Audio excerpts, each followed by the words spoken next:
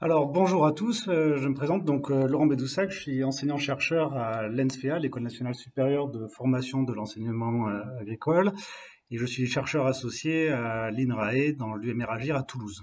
Ma présentation s'intitule Semis, récolte et tri des associations pour optimiser leur performance économique. Et ces travaux sont basés sur les résultats d'un projet européen qui vient de se terminer, le projet Remix, qui porte sur la reconception des systèmes de culture européens avec des mélanges d'espèces.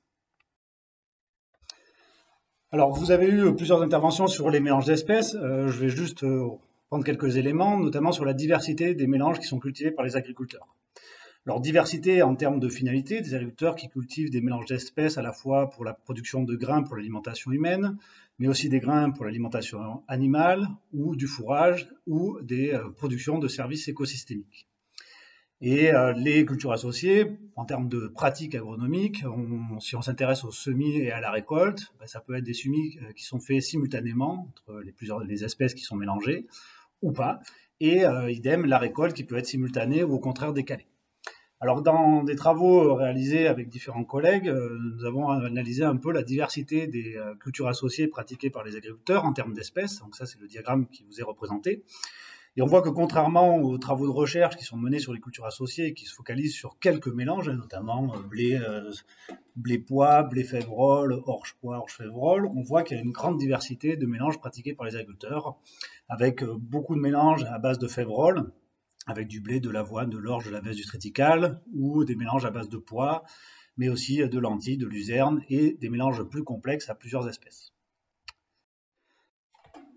Quand on regarde plus dans le détail les différentes organisations possibles en termes de récolte et de tri des cultures associées, on peut distinguer, le premier exemple, c'est la culture en dérobé. Donc ça vise à semer une espèce à la récolte du précédent. Donc par exemple, un sarrasin qui sera semé à la récolte d'une orge. Et là, on est vraiment dans des systèmes où on est à la limite des cultures associées. Et même, pour aller plus loin, on n'est pas réellement dans une culture associée puisqu'il n'y a pas d'interaction entre les deux espèces. Les deux espèces n'ont pas une période de leur cycle végétatif en commun. Par contre, on a la culture en relais. Donc là, ça consiste à venir implanter une espèce dans une culture déjà implantée. Donc par exemple, on va venir semer un soja dans une orge. Et d'autres mélanges où la durée d'interaction, la durée de co-culture des deux espèces est plus longue. C'est le cas notamment des mélanges d'une culture avec une espèce compagne temporaire. Et ça, c'est le cas aujourd'hui du colza qui est semé avec des légumineuses gélives et qui représente, d'après les derniers chiffres de Terra Innuvia, autour de 15-20% des colzas cultivés en France. On a ensuite des mélanges encore plus intimes où la durée de coculture est beaucoup plus longue. C'est le cas par exemple d'un mélange blé-lentilles, mais aussi orge-pois ou triticale-lupin, où là on va avoir les deux espèces qui vont être semées ensemble et récoltées ensemble. Et enfin, on a d'autres systèmes, c'est la culture sous couvert permanent. Donc là, on a une luzerne qui va être implantée pendant plusieurs années, dans laquelle on va venir semer un blé. Et donc on voit que les contraintes en termes de récolte et de tri vont être différentes selon ces différents systèmes. Alors, sinon, on s'intéresse d'abord aux semis, comment semer les mélanges d'espèces. Alors, on peut vouloir semer les espèces sur le rang. Donc voilà, par exemple, dans un semoir à céréales classique, on va mélanger des graines de blé et des graines de pois, ou des graines d'orge et des graines de pois, et qu'on va semer en un passage avec un semoir à céréales classique. Ça, c'est relativement simple, les agriculteurs arrivent à le faire, dès lors que les espèces elles auront besoin d'être semées à des profondeurs comparables. Ensuite, il y a des cultures associées où il va être plus intéressant d'avoir une structuration du peuplement. Donc, par exemple, dans le cas d'un blé févrole, on a montré que c'était parfois plus intéressant d'avoir des rangs de févrole espacés de 50 cm, et puis entre ces rangs de févrole, on va venir y semer du blé. Mais c'est aussi le cas précédemment quand on sème du soja dans une orge. Et donc là, il va falloir avoir des outils de semis qui permettent de semer deux espèces en même temps, mais avec deux rangs pour une espèce, un rang pour l'autre espèce. Donc là, soit on va pouvoir combiner deux types de semoirs, soit on va semer en deux fois. Donc on va d'abord semer une première espèce, par exemple, au monograine, avec un écartement de 50, et ensuite on va venir remplir avec un deuxième passage de semoir, avec un semoir en céréales.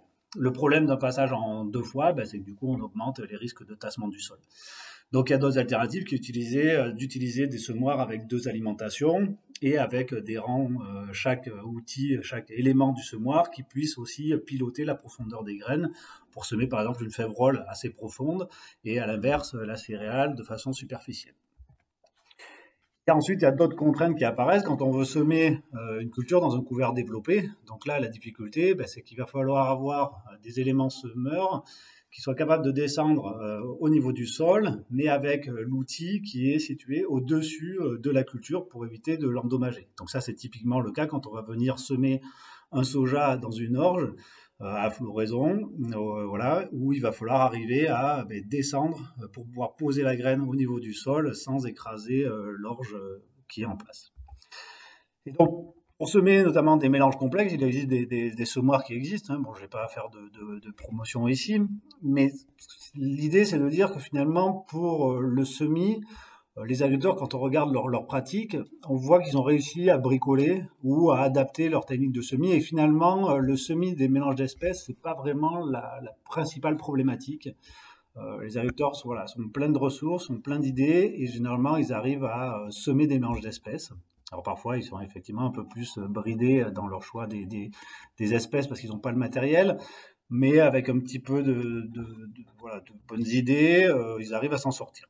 Donc je considère que finalement, pour le semis des mélanges d'espèces, on peut imaginer d'avoir des innovations en termes de matériel agricole, mais à mon sens, elles sont relativement marginales parce qu'il n'y a pas de véritable rupture attendue. Donc ce sera plus de l'adaptation du matériel existant. Quand on pose la question du coup aux agriculteurs qui font des cultures associées ou au contraire qui sont réticents à faire des cultures associées, quels sont les principaux freins qu'ils y perçoivent? Alors on voit qu'il y a différents éléments qui apparaissent, les maladies, le choix des espèces, des variétés, la qualité de la production, la performance économique, le temps de travail, mais surtout le principal élément qui ressort, c'est la question de la récolte et du tri, et avec eux la question du débouché. Ou finalement la question du débouché qui pose des questions en termes de récolte et de tri des mélanges d'espèces.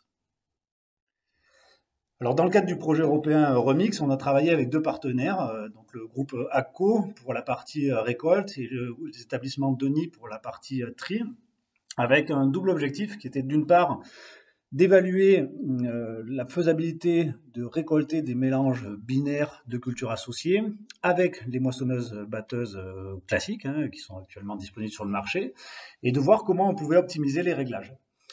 Et ensuite, l'idée, c'était de voir si ces lots récoltés de cultures associées, on était capable de les séparer pour respecter les normes qualitatives demandées par la filière et par le marché.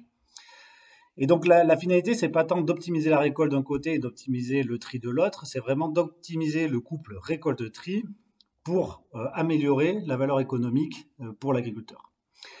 Et malheureusement, ce qui est facile à séparer, typiquement grosse graine, petite graine, c'est ce qui est justement délicat à récolter et inversement. Et donc, il y a certainement des compromis qui sont à trouver. Donc, on s'est intéressé, on a fait plusieurs essais, mais sur la dernière année, on s'est intéressé à 4 mélanges. Un mélange blé-lentilles, qu'on pourrait dire, c'est un mélange qui est facile à récolter, mais par contre difficile à séparer, parce qu'on a une taille de graines très similaire. Un mélange colza-pois, qui est facile à récolter et a priori facile à séparer, puisqu'on a une grosse divergence de taille entre les graines, mais pour la récolte, le colza, ça se bat relativement bien. Un mélange orge-pois, qui est plus difficile à récolter, parce qu'il faut arriver à sortir les grains des épis d'orge sans casser les grains de pois, et puis des graines qui sont assez proches, donc un peu plus difficile à séparer. Et un mélange blé-lupin, qui est difficile à récolter, et par contre facile à séparer, puisqu'on a une grosse graine et une petite graine. Alors, comment récolter les mélanges d'espèces? Finalement, on a différentes situations par rapport au schéma que je vous ai présenté au départ, là, sur la diversité des formes de culture associées. Quand on cherche à récolter en même temps deux espèces, mais qu'on a des contraintes relativement faibles en termes de qualité, parce que c'est un produit qui va être destiné à l'alimentation animale, finalement, ça, on sait faire. On va récolter, et même si on casse des grains, c'est pas grave, puisque ça part pour l'alimentation animale en tant que telle. C'est-à-dire, on va essayer de vendre le mélange en tant que tel. C'est pareil en termes de contraintes de récolte. Si on récolte les deux espèces, mais en deux temps, donc par exemple ici l'exemple d'un tournesol soja, où dans un premier temps on va venir récolter les capitules de tournesol, le temps que le soja termine sa maturité, et ensuite, dans un deuxième temps, on va venir récolter le soja.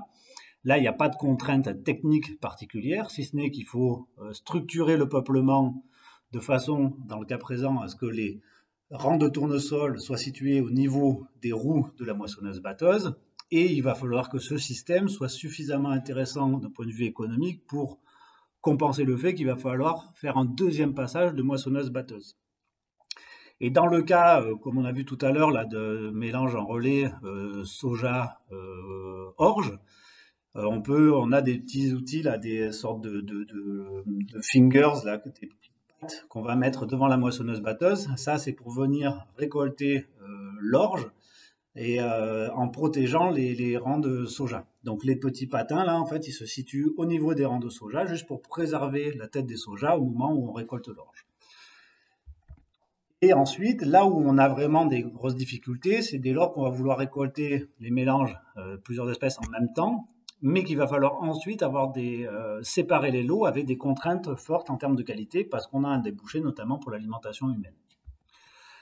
Alors, moi, clairement, je ne crois pas aujourd'hui au développement de moissonneuses-batteuses dédiées aux cultures associées. Quand je discute avec des agriculteurs, on me parle des fois de vieilles Someka qui avaient a priori 2 batteurs contre batteurs, et notamment un deuxième batteur contre batteur pour battre les petits épiochons. Aujourd'hui, la stratégie des fabricants de matériel, c'est plutôt d'avoir des machines de plus en plus grosses ou de plus en plus sophistiquées, mais qui sont toujours conçues et développées pour des cultures pures qui représentent la majorité du débouché. Et ça, je ne crois pas que ça va changer avant un bout de temps. Et donc, je crois plutôt à faire avec le matériel qui existe aujourd'hui plutôt que d'attendre que le matériel s'adapte avec des moissonneuses particulières pour des cultures associées. Et typiquement, une moissonneuse où on aurait un premier batteur contre batteur qui battrait, par exemple, un mélange blé-févrole avec un gros écartement et en battant doucement pour récupérer un maximum de grains de févrole, et ensuite, ces grains-là partiraient dans un compartiment, et ensuite le reste du mélange passerait dans un deuxième batteur contre batteur qui, lui, serait serré et battrait vite pour récupérer les grains de blé. Techniquement, c'est faisable, mais économiquement, aujourd'hui, au regard du coût de développement d'une telle machine, c'est peu envisageable.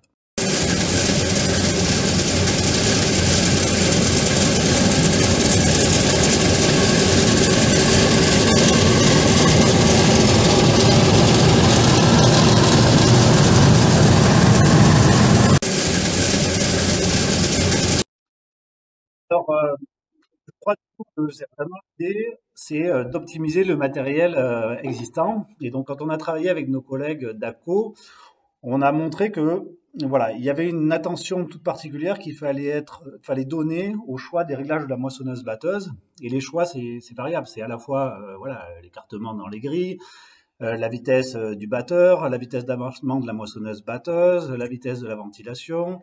Et voilà, tous ces réglages-là, cette combinaison de réglages permet ensuite d'avoir des lots que l'on sera en capacité ou non de trier. Et donc, quand on regarde un petit peu voilà, sur les différents mélanges, là, blé lentilles, colza pois, orge pois, blé lupin, à chaque fois on a testé 11 réglages de moissonneuse-batteuse différents. Un réglage qu'on a appelé optimisé, hein, c'est-à-dire celui qui, à dire d'expert, nous semblait le meilleur, où on avait le moins de grains cassés, le moins de pertes derrière la moissonneuse-batteuse. Et à partir de ce réglage optimum, on s'est amusé à dégrader, à augmenter du coup la ventilation, ou au contraire à baisser la ventilation, à augmenter la vitesse de battage, à réduire la vitesse de battage, à augmenter l'écartement batteur contre batteur, ou au contraire à le réduire. Et en comparant du coup ce qu'on appelle ce qu'on a trouvé être le meilleur réglage en termes de performance économique, et en le comparant à notre pire réglage, on voit que finalement, sur des mélanges comme colza pois, orge pois ou blé lupin, il n'y a pas un différentiel énorme. Ça veut dire quoi? Ça veut dire que sur ces mélanges, finalement, les moissonneuses-batteuses actuelles, elles ont une capacité à fonctionner dans une large gamme de réglages, et que finalement, en termes de performance économique, bon, même si on ne trouve pas la meilleure combinaison, on arrivera quand même relativement simplement à récolter correctement le produit sans trop casser. Par contre, dans les cas de mélange blé-lentilles, là, on a un effet plus fort, parce qu'en fait, dans un cas, on va pas battre correctement le blé, ou on va avoir énormément d'impuretés qu'on aura du mal à enlever, et ensuite des lots qui seront difficiles à nettoyer ou à séparer. Et donc, quand on me pose la question de dire, mais c'est quoi le meilleur réglage d'une moissonneuse-batteuse? Mais je ne peux pas répondre à cette question puisque ça va dépendre de la machine que vous utilisez, du mélange que vous récoltez, mais aussi du débouché et du trieur que vous allez utiliser. C'est-à-dire que selon le trieur, vous allez dans un cas chercher à ne pas avoir de grains cassés parce que vous savez que vous n'arriverez pas à enlever les brisures. Dans un autre cas, c'est au contraire, vous allez chercher à minimiser les impuretés, que ce soit les résidus de paille, de feuilles, de terre, etc., parce que vous n'avez pas un système qui est bien équipé pour les enlever. Mais en tout cas, il y a un vrai enjeu à connaître son matériel de tri pour trouver quel est le réglage optimal de la moissonneuse-batteuse.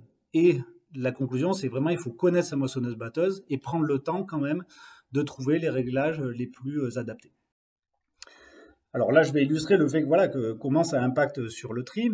Là encore, le tri, si finalement on a peu de contraintes qualitatives, un mélange qui part sur l'alimentation animale en tant que telle, là on n'a pas vraiment de contraintes en termes de tri, mais derrière on a une faible valeur ajoutée. Donc du coup, l'idée c'est de pas vraiment trier les grains, mais c'est juste de les séparer grossièrement et de les nettoyer. À l'inverse, on peut avoir des mélanges, par exemple blé-lentilles, où là on a de fortes contraintes qualitatives, mais par contre une très forte valeur ajoutée du produit, puisque une lentille, par exemple une lentille en bio triée, prête à commercialiser, vaut 1200, 1400 euros la tonne, une fois que c'était trié, nettoyé. Et dans ce cas-là, eh bien, on peut se permettre d'utiliser des outils de tri extrêmement sophistiqués comme des trieurs optiques. Mais là où il y a vraiment une grosse difficulté, c'est finalement pour les trucs intermédiaires, je dirais, de l'orge-pois, du blé-pois, du blé-févrole, où là on a des contraintes fortes parce que en termes d'alimentation humaine, le blé, il faut qu'il ait très peu d'impuretés, mais finalement un produit qui se vend pas non plus très cher. Donc il va falloir utiliser des outils de tri peu onéreux. Clairement, on ne va pas utiliser du trieur optique, mais suffisamment sophistiqué pour être capable d'enlever ou de nettoyer correctement. Et en termes de tri, j'ai envie de dire, il ne faut pas là non plus, comme pour le semis, s'attendre à des révolutions. On sait aujourd'hui tout séparer, mais c'est vraiment une question de coût et de temps. C'est-à-dire qu'avec voilà, un ensemble de trieurs combinés les uns aux autres, on est capable de nettoyer n'importe quoi, de séparer n'importe quoi, mais par contre, ça va être très onéreux, et c'est le cas, exemple, du trieur optique. Donc nous, ce qu'on voulait voir, c'est avec des trieurs classiques, comme celui de l'établissement Denis, là, le SVD 100, est-ce qu'on arrive à trier des mélanges de cultures associées, style blé, pois, blé févrole, etc.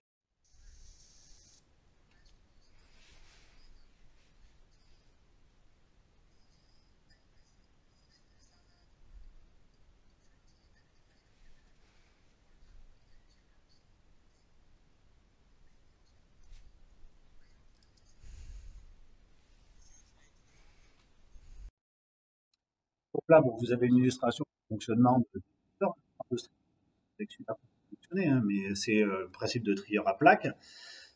C'est juste conçu pour des cultures associées puisqu'on a plusieurs grilles qui permettent d'enlever les impuretés très légères pour la ventilation, d'enlever les toutes petites impuretés et les très grosses impuretés. Et entre les deux, ben voilà, un étage où on va, dans le cas ici d'un triticale poids, un étage qui va récupérer le poids et puis un étage qui va récupérer le triticale. Alors mes calculs économiques, ils sont basés sur un taux maximum d'impureté. J'ai considéré que voilà, qu'un lot pour être commercialisé en alimentation humaine, il fallait qu'il y ait moins de 5% de grains cassés ou ratatinés, moins de 1,5% de matière végétale, moins de 0,5% de matière inorganique et moins de 0,1% de matière animale. Donc dans le cas d'un mélange orge-pois, avec ce type de trieur, en fait, ça se fait en deux fois. C'est-à-dire on ne va pas pouvoir en une fois trier, nettoyer, trier à la fois l'orge et le pois. Donc il y a un premier passage où on va chercher à extraire l'orge. Donc là, on tournait à peu près à 2,3 tonnes par heure. Et donc l'orge sort propre. Ouais, l'objectif c'était ça, c'est qu'il sort propre. Et puis de l'autre côté, on se retrouve avec ce qu'on appelle les gros déchets, qui va être dans lequel on va retrouver la majorité du poids, qui va ensuite faire l'objet d'un deuxième tri.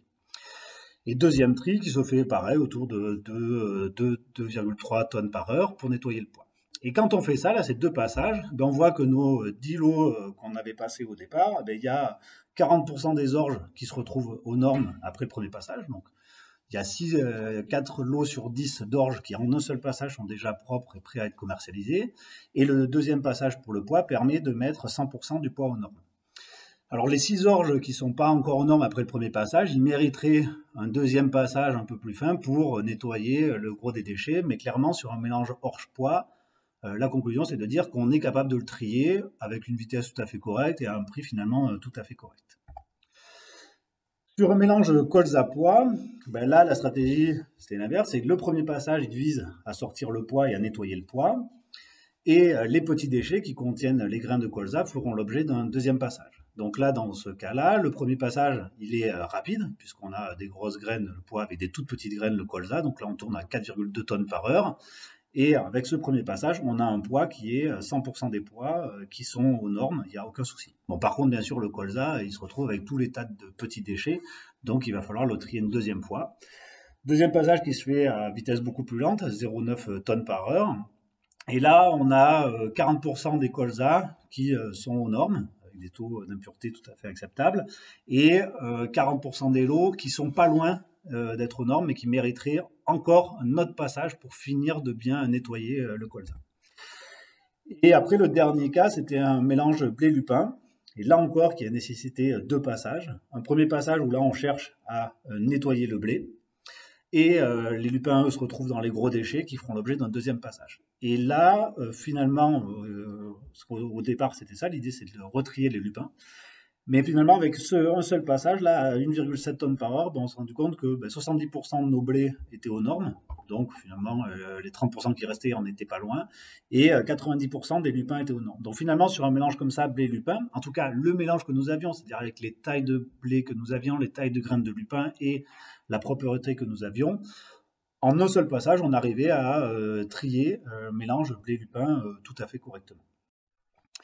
Alors, évidemment, ce qui nous intéresse, c'est OK, mais alors du coup, d'un point de vue économique, comment ça se traduit? Donc sur ce graphique, là, je vous ai représenté le produit brut après la récolte, c'est-à-dire on passe la moissonneuse-batteuse et on se dit, qu'est-ce que ça vaut si je vends ce mélange qui est dans ma moissonneuse-batteuse, dans la trémie de ma moissonneuse-batteuse? Et de l'autre côté, quelle est la valeur de mon produit brut si je le sépare en une ou deux fois, sachant qu'à chaque fois, j'ai pris en compte le coût du tri autour de 15 euros par tonne. Et bien on voit que le cas du colza-pois, de l'orge-pois et du blé-lupin, le fait de trier, ça nous fait passer le colza de 300 à 400 euros. Donc c'est-à-dire on augmente la marge de 30%. En le cas de l'orge-pois, c'est pareil, on passe de 200 à 300 euros. Et dans le cas du lupin, on passe de 450 à 550 euros. Donc voilà, finalement, le fait de trier, ça va augmenter de 100 euros à peu près pour ces produits-là, de 100 euros par tonne, le produit brut. Et dans le cas du blé-lentilles, là, on n'arrive pas à trier le lot. C'est-à-dire qu'on a un premier passage qui sert à nettoyer le mélange, pour enlever un maximum d'impuretés.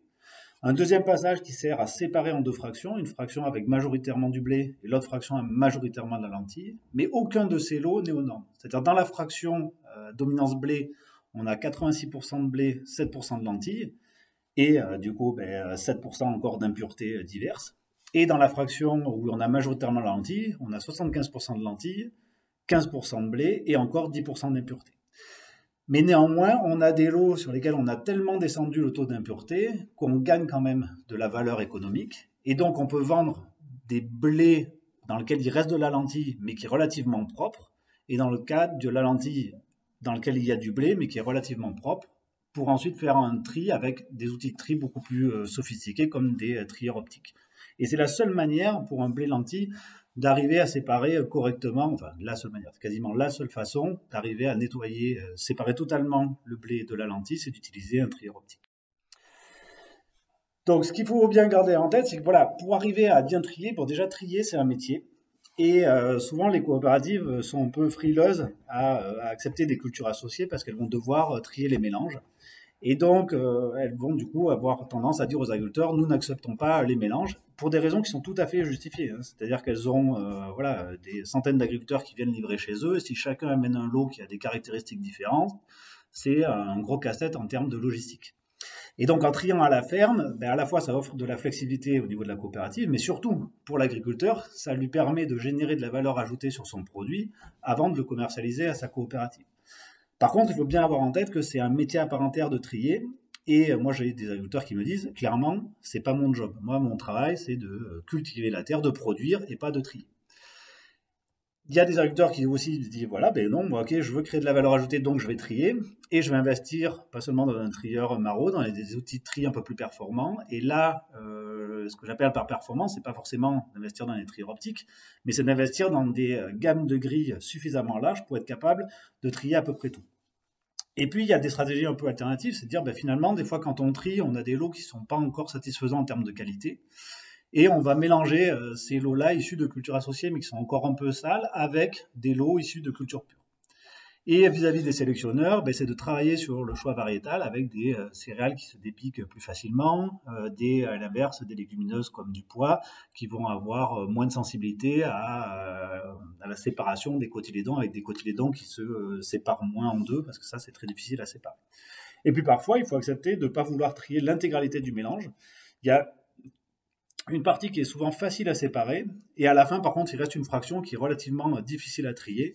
Et celle-là, ben, du coup, plutôt que de vouloir tout trier, il faut parfois essayer de trier ce qui est facile, et à la fin, ce qui reste, qui est très difficile à trier, ben, ça, on va le commercialiser plutôt vers l'alimentation animale, plutôt que de s'embêter à faire 2, 3, 4 passages dans le trieur, parce que ça, économiquement, c'est pas rentable, et en termes de temps, c'est beaucoup de temps pour finalement pas grand-chose.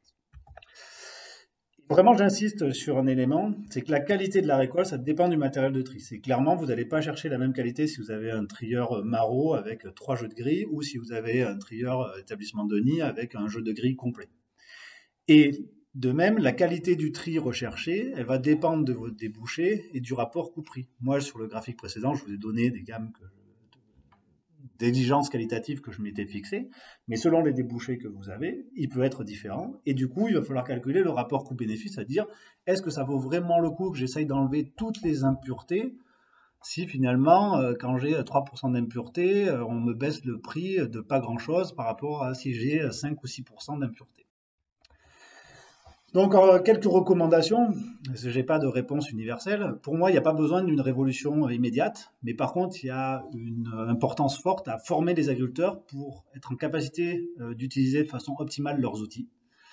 Et je pousse les politiques à soutenir le développement et l'achat de séparateurs, à la fois pour une utilisation à la ferme, des petits nettoyeurs séparateurs, mais aussi à plus grandes échelles pour les coopératives notamment. Et donc, je cite aussi à la création de collectifs par une approche multi-acteurs, hein, donc soutenir les collectifs d'agriculteurs. Ici, on voit là une réunion de groupes d'agriculteurs autour d'un projet de chaîne de tri mobile pour pouvoir trier à la ferme. Donc, on vient avec la remorque, avec toute la chaîne de tri, on vient trier chez les agriculteurs. Et là, c'est des agriculteurs qui ont acheté collectivement ce matériel et qui ont en plus embauché quelqu'un dont c'est le métier de trier, qui sait parfaitement utiliser son matériel pour optimiser les réglages de tri, pour augmenter la performance pour les agriculteurs. Et donc, c'est aussi, du coup, aider les collecteurs à réorganiser leur logistique parce que, trier des mélanges et collecter des mélanges, ça apporte des contraintes supplémentaires, donc des intérêts aussi, hein, mais des contraintes en termes de logistique. Et parfois, il faut une petite incitation économique pour aider à leur développement. Et in fine, tout ça, ça favorisera, à mon sens, la reconception de filières plus agroécologiques. Et il va falloir aussi peut-être se poser la question à un moment, si on veut développer les cultures associées au regard des services écosystémiques rendus, à repenser, c'est quoi les exigences de pureté? Est-ce que réellement les normes qualitatives qu'on a imposées aujourd'hui et qui s'imposent aux cultures associées doivent être les mêmes que celles qui s'imposent à des produits issus de cultures pures et notamment conduites de façon intensive avec des herbicides, des insecticides, des fongicides? Je vous remercie pour votre attention. N'hésitez pas à me contacter si vous avez des questions par la suite. Je vous souhaite une bonne journée. Au revoir.